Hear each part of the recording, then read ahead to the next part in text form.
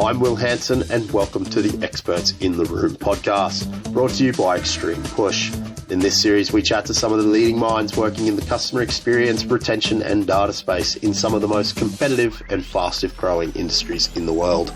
In this episode, US players, I spoke with US sports betting and gaming guru Siska Concannan, co-founder and chief marketing officer at Affiliated Sports Fans. We talk about the US sports market, fan trends, and how brands can get a real grasp of lifetime value. I looked forward to this one, and it did not disappoint. Enjoy.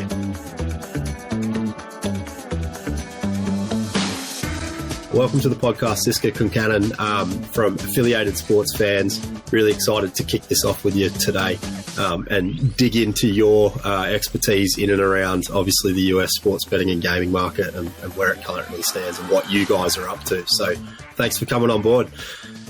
No, I really appreciate it. It's great to be here. And it's finally a great takeover from the Antipodeans today with two Aussies. So I'm sure a lot of our listeners spread across the world will have to work down through our slang with a little bit of it. So we might have to post up.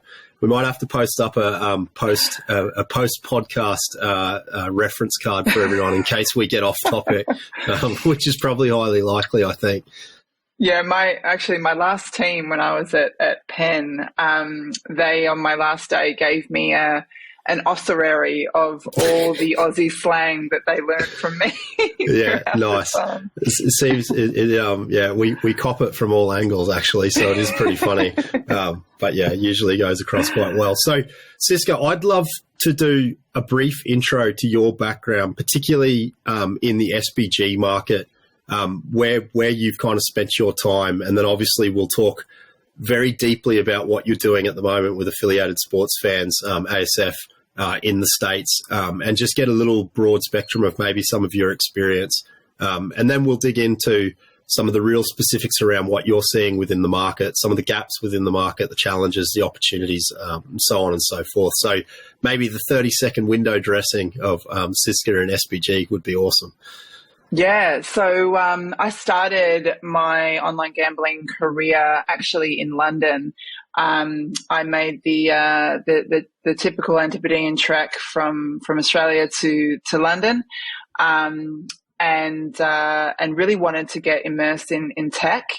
And obviously, coming from Australia, we're basically coming out of the womb gamblers, so it seemed like the perfect fit of a tech provider in the gambling space. So I was in the marketing team for a company called GAN that was an online, essentially a casino provider. So they developed the technology in which online casinos could be housed.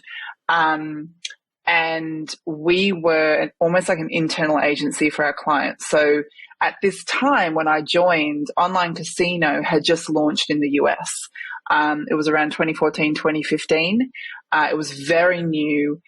Most of the market, if not all the market in the US, was really controlled by overseas interests, including overseas resources, because there really wasn't anyone in market that had much experience in this space. So we effectively ran the online operation for these bricks and mortar casinos.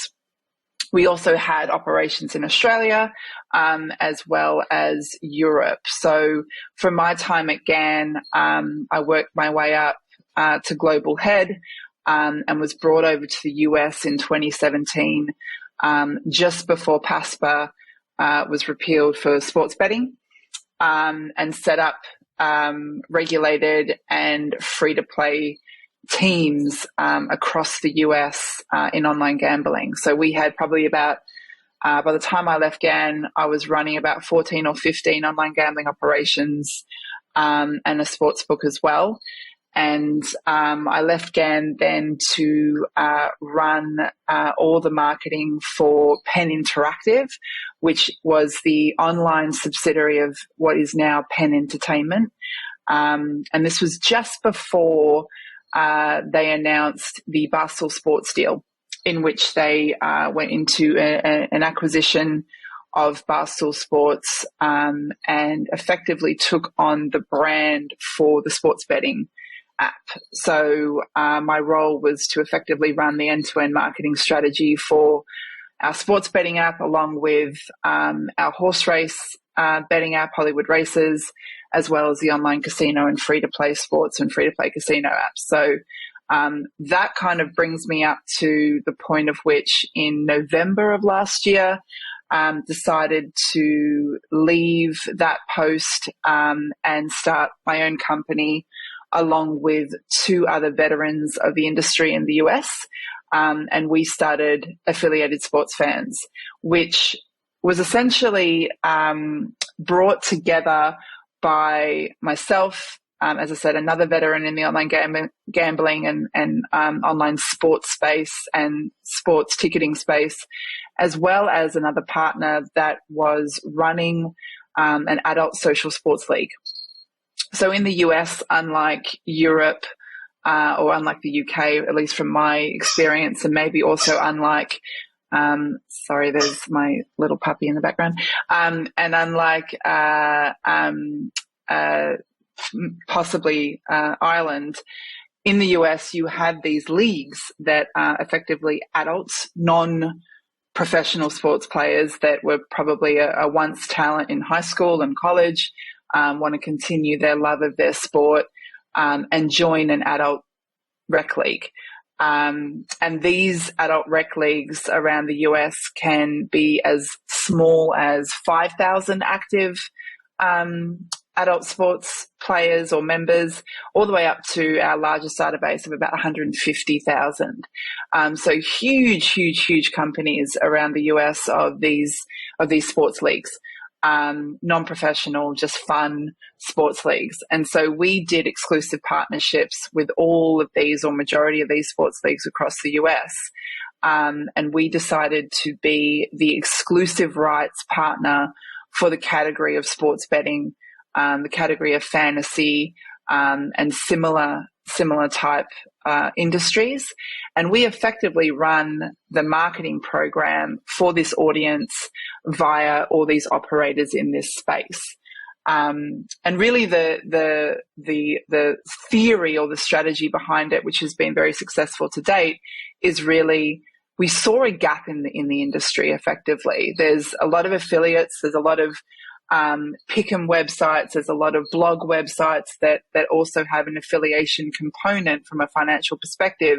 There's a lot of other advertising mediums that are very focused on this transactional relationship, in that it's here's a list of operators and we have an audience that, we can attempt to convert by way of doing reviews for you, or by way of organically infusing you into our content, or simply by way of displaying you on our website that has got, X amount of million active users a month. And that has been successful.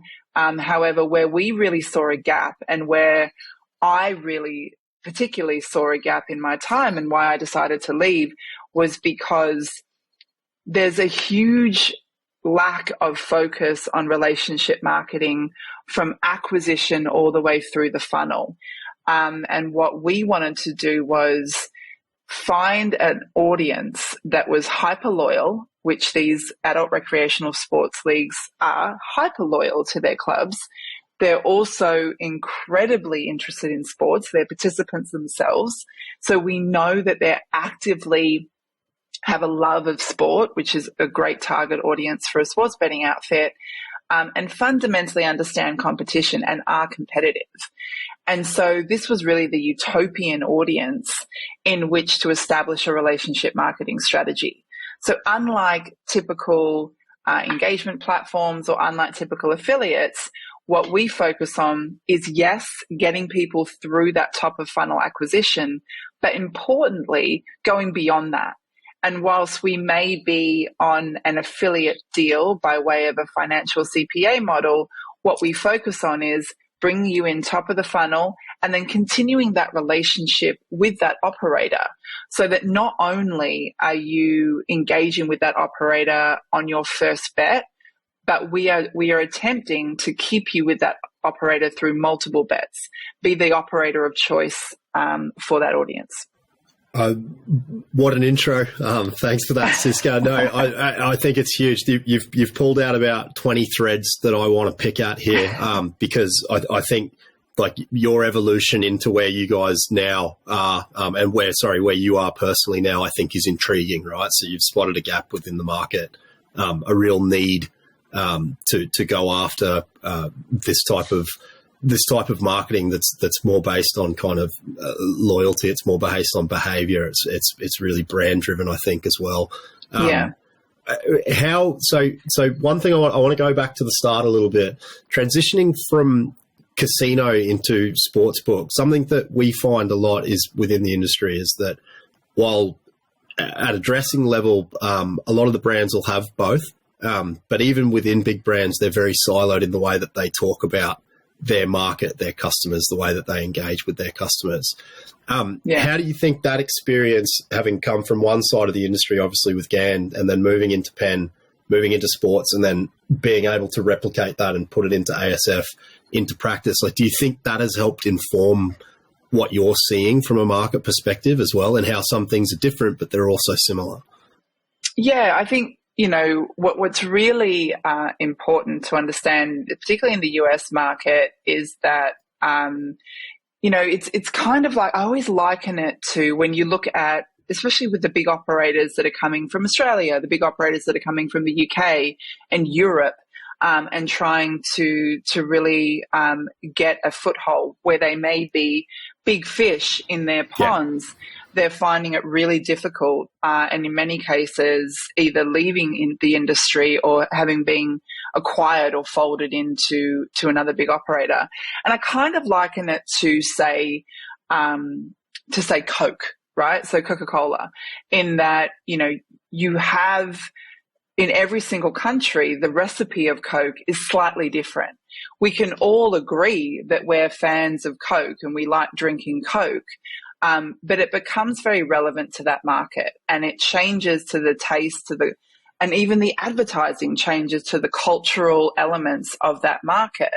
And it's no different in the gambling industry, in the US particularly. And whether that be casino, whether that be sports betting, there are nuances in not only how you address and how you speak and how you acquire customers, but really how you retain them. From simple things such as promotional approach to messaging to just even how you look at sports and how you look at competitiveness in sports, and what is the prominent focus of this audience, and how do you drive through a multi-betting strategy? How do you move from single sport bettors all the way through to multi-sport bettors? How do you convert casino gamblers to sports bettors, and vice versa, knowing that casino gamblers tend to be more profitable for operators?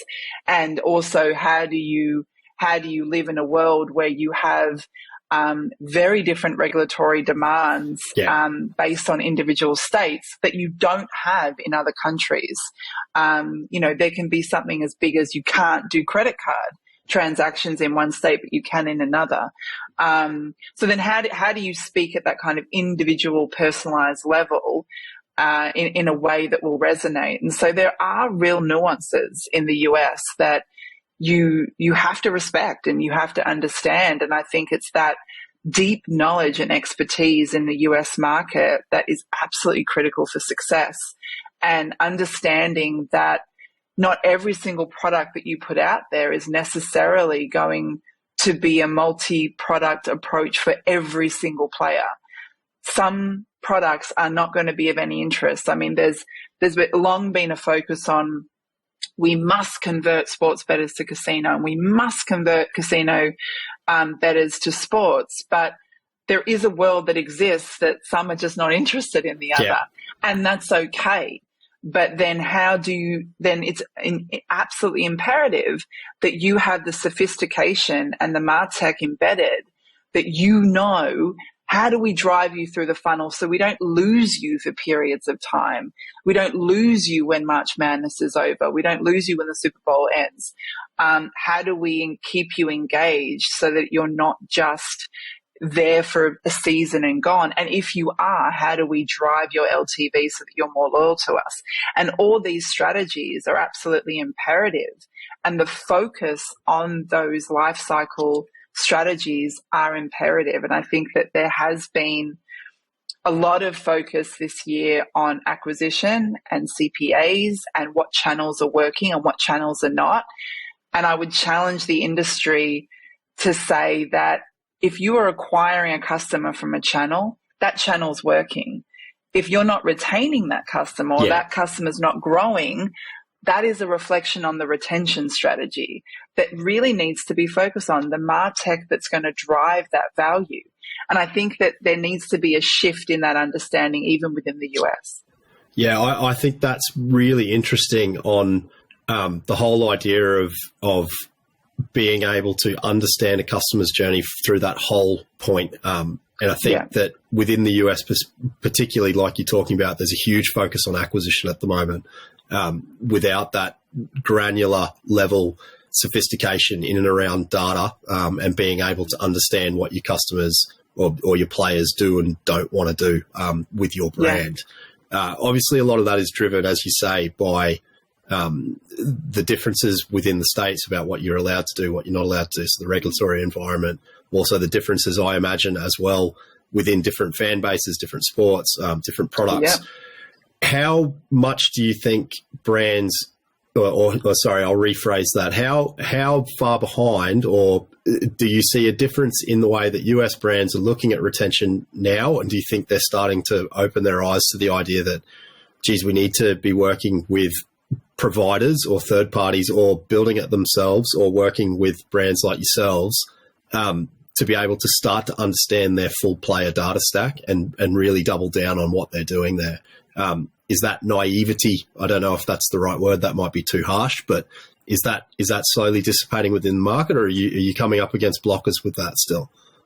I think what's really interesting is I would argue that some of the biggest players in the industry understand it. I think that there's a huge bifurcation in these companies around what is the strategy. So you have a group that focuses on acquisition affiliate. Then you have a group that focuses on acquisition social. Then you have a group that focuses on CRM. Then you have a group that focuses on data. Then you have a group that focuses on product. And really this kind of merging of the minds type thing, and who is really controlling the strategy from the beginning. If we're talking about marketing, the acquisition team needs to be deeply involved in what the retention team is doing, and vice versa. And that doesn't seem to be happening.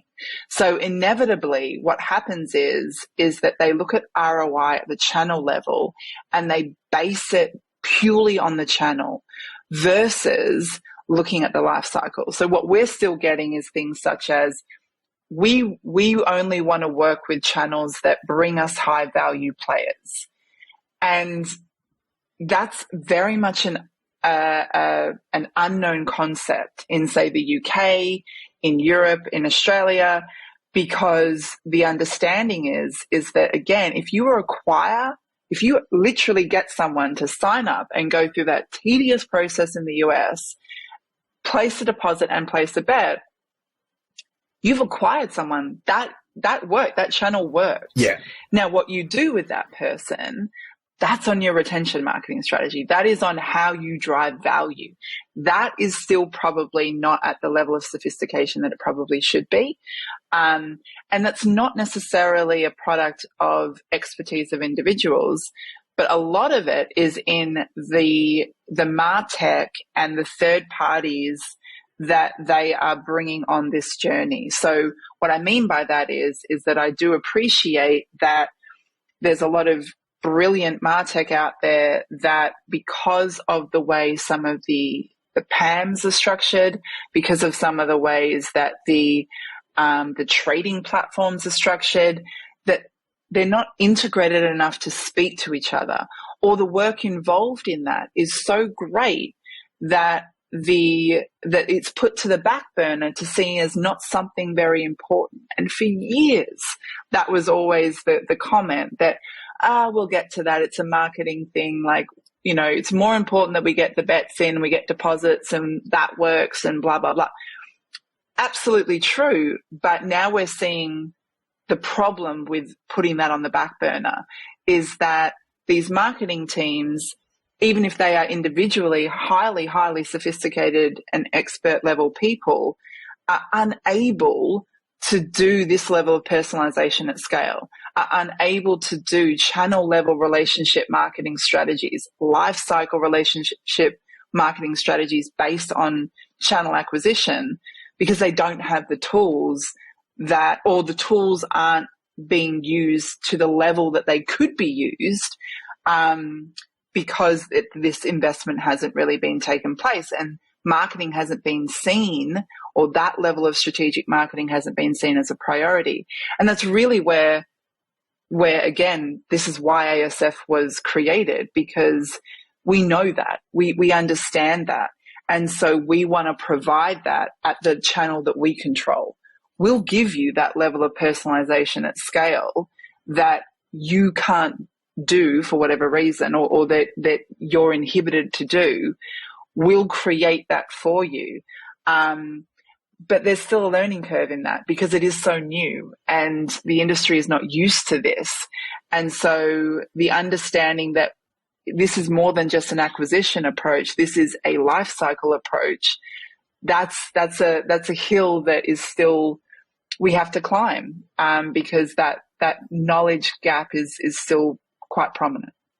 Yeah, I think it's so relevant. Stuff that we see in market as well, where there's plenty of things that brands want to do but don't have the capacity to turn on and do, particularly from marketing teams. And we obviously know the push and pull between product and marketing that goes on within all businesses too, and probably across all verticals, I think is important to call out. But how would you, and this is a bit of a hypothetical here, you're working as a CMO or a CRM manager within an emerging sportsbook or an online gaming brand in the US.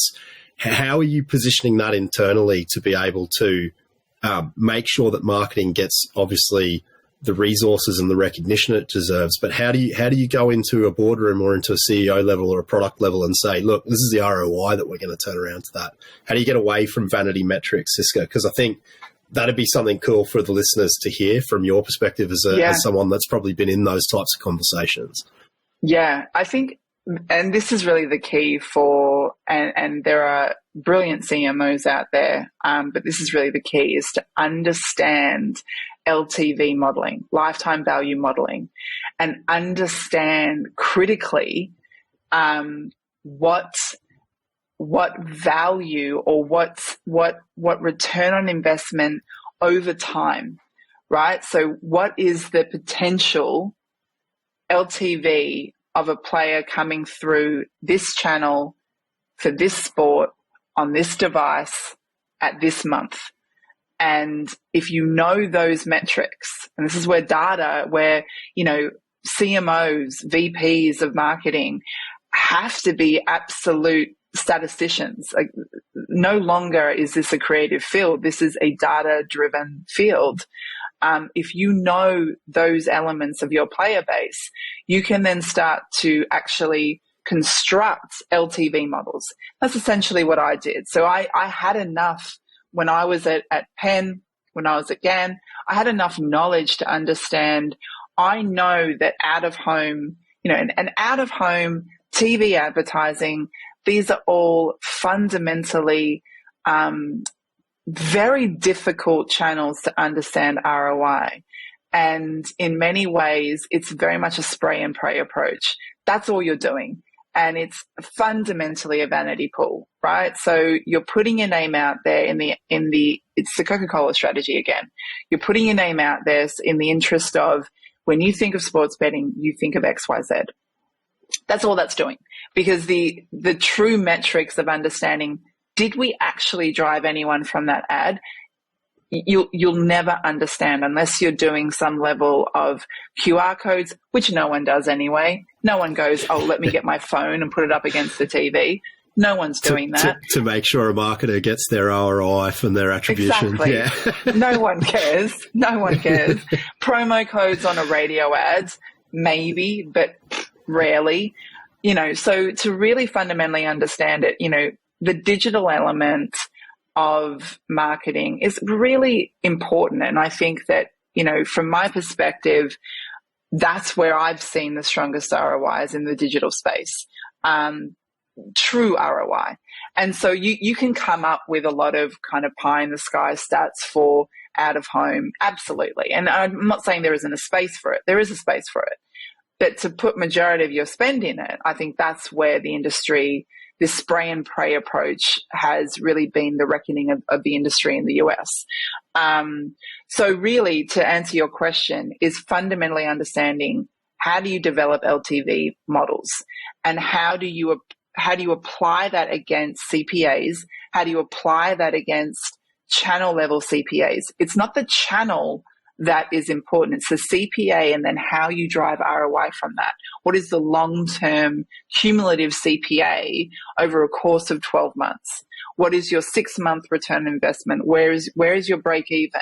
And being able to provide that at the board level, be able to provide that at the executive level, whoever you report into, and say, I fundamentally know at this level of budget, we will see return in 2 years, in 3 years. I think anyone that's seeing return in under 3 years either isn't spending effectively enough, or is just fundamentally off. I think, in this industry at this time, with the CPAs where they are, 3.5 year ROI is generally seen as acceptable or good. But you have to understand the LTV modeling. And if you get that, that's where you can win over budget talks. And I think it's a really interesting perspective for the US as well, that this emerging market is so digitally led, right? Like it's a culture that now is, you've got the big boys that are playing with acquisition spend, essentially hedging bets on what they're going to be able to do with their audiences as states come online. And as you're saying, that's fundamentally broken as approach, as opposed to being able to look at the retention that you've already got within your 100%. Database, obviously. 100%. You can see that with share prices. You can see it with how some of these guys have performed. Spending $300-400 million on a Super Bowl ad and not being able to prove anything off the back of it, I think is a very interesting tactic that wouldn't potentially fly in more mature markets that don't have that acquisition space. I mean, what was it? Was it last year or this year? It was $800 million spent on TV. Yeah. Of a $2 billion spend. $800 million. I mean, that is crazy to me. Where you've got no understanding of ROI against. And you have a huge shift of where consumers and players are consuming their content, which is moving away from TV. We actually 100%. Talked about this recently on a podcast with another guest about how brands are so fixated at the top of the funnel on potentially the wrong channels, without understanding that things are changing, and putting marketing budget into the right place to be able to target their players. Exactly. There is a huge risk of saturation in the US market at the moment. I lived it you lived it well in Australia. I've lived it in the UK. When you turn on your TV and every second ad is a gambling ad, it's an oversaturation by far. And when you go to a game and all you see is gambling companies, which also I constantly critique. I mean, they just got their logo. I mean, how is that effective at all? And again, I understand the mentality behind it. Again, it's this, if I'm present everywhere, people will know to bet with me. And that's been largely successful for the FanDuels and the DraftKings in the US. But I think it absolutely has reached, if not already, it soon will reach saturation. And it's really going to be the smart marketers that are either able to piggyback off that digitally, and piggyback off their efforts to promote sports betting, but do it in a much smarter way from a digital perspective. But really, it's the ones that invest in this relationship marketing approach, the ones that invest in really driving value. We know you came from this channel. Therefore, we're going to speak to you in this way because this is why we know you, we acquired you via this route. So now we're going to continue that relationship. And I know that a lot of the operators are speaking about we're going to pull bonuses from this group because they're all bonus hunters and we're going to invest in this group. Again, like, you're not looking at the data correctly. It's not saying we're going to punish those users because they came and used the bonus and left. It's why did they do that? Yeah. What are we not doing as an operation via product, via marketing, via messaging, via value add that made them leave? And I think the companies have a real opportunity as well, looking at their data from a behavioral perspective, in that there is the capacity now on websites and within apps to really be understanding exactly what your customers are doing on your app and online. Yeah. And I think that's a really big gap that a lot miss. It's all good to know that person X bets on sport Y and they deposit X and they deposit X every 2 or 3 weeks. But if they're looking at content on your content page that's telling you that they're actually interested in another sport, or as you say, they're playing in a softball league, but they never bet on softball, then maybe there's something that you can be pushing to them and understanding that. I think brands 100%. That are doing that well are the ones that are succeeding, and the ones that are not are obviously spraying, praying, and picking up those people that move. Yeah. 100%. Talking about the saturation point, the US as a market, particularly from a legislation perspective, do you worry for the market in the sense that with the way the US can move very quickly in one direction or another in lobbying, in particular around issues? You look at Australia, you look at the UK with oversaturation, and I think it's giving a big reason for government to have pushback on what gambling companies can and can't do. And I think that is driven by the fact that you can't watch sport now without watching a gambling ad, like you couldn't watch sport 20 years ago without seeing a Marlboro ad for cigarettes. The alcohol industry is in the same bind at the moment, where they need to be better at picking and choosing how they're promoting their partnerships, and brands themselves that own those relationships. So the football clubs, the NFL clubs, the hockey clubs need to be really careful on how they're positioning themselves with this now, I think. Do you see that as something that'll play out similar to the European experience, or do you think that there's more freedom in expression in America to be able to push down that advertising route, or do you think brands need to be careful in what they're doing? I think it's funny, the regulation in the US, when you're on the operator side, and look, I have huge respect for the regulators in the US. They, particularly when it launched, they did look at overseas markets and almost kind of learn from their faults. I know that UK has had its reckoning, long stated rules that were never really looked at or changed. And it came under a reckoning in the last 5 years. And the US tried to prohibit that, tried to think of the future.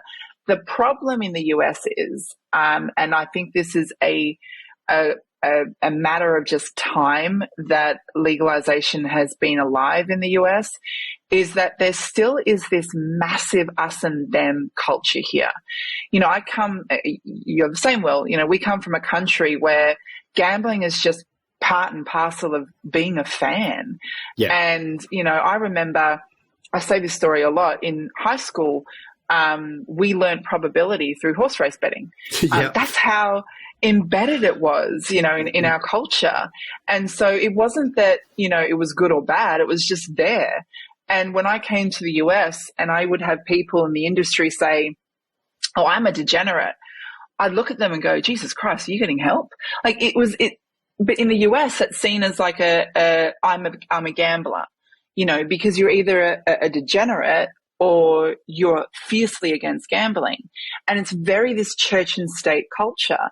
And I always felt that was a high risk, and that, yes, it would just be a matter of time that there's more acceptance. But this industry's like staunch focus on gambling is bad, and we're going to tell everyone gambling is bad, but we're going to put all these restrictions in place so that you don't, you have no responsibility of yourself around how to govern your own gambling activity is I think causing more police state approach versus removing it. I think the more gambling just becomes accepted, like drinking, you have regulations, you have laws, you have requirements, but it's just part and parcel of socialization. It's part and parcel of festive gatherings. It's part and parcel of some people's lives.